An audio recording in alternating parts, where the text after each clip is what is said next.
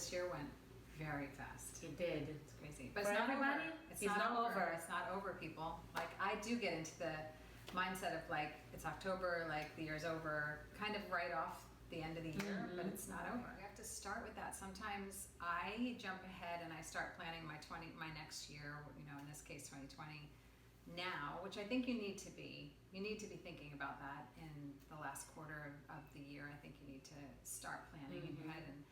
But you can't forget that there are loose ends to tie up. There may be things that were on our vision board from last year that still haven't gotten done. I'm one of those.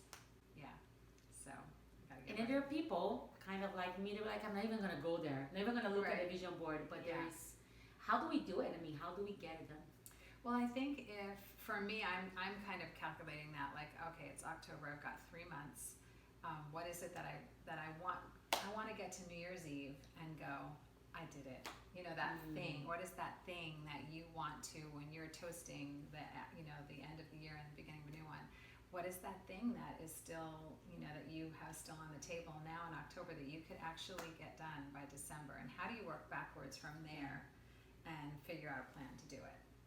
I like that. I think that asking some crucial questions at this time of the year for that goal or that thing that you want to accomplish by the end of the year is important. So what is it, first of all?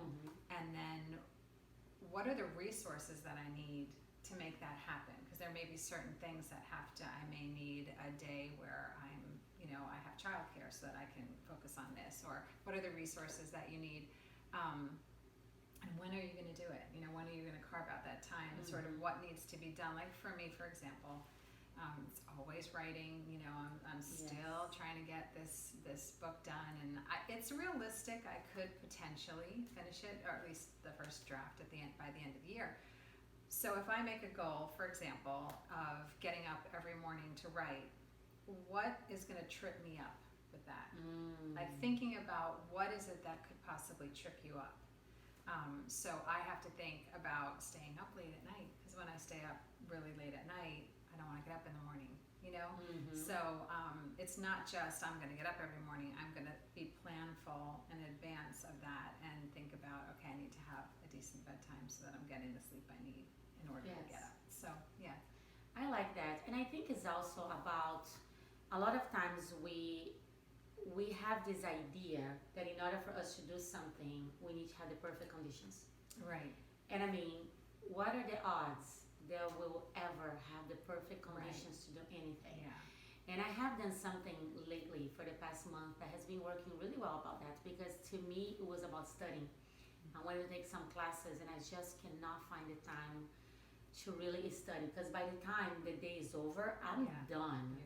So I began actually studying when my kids are studying. So we sit down together that for 1 hour a day, I study when they're studying. Yeah. But I think it was about really understanding that if I did not plug that in 1 hour of my day, it was never going to happen. Right.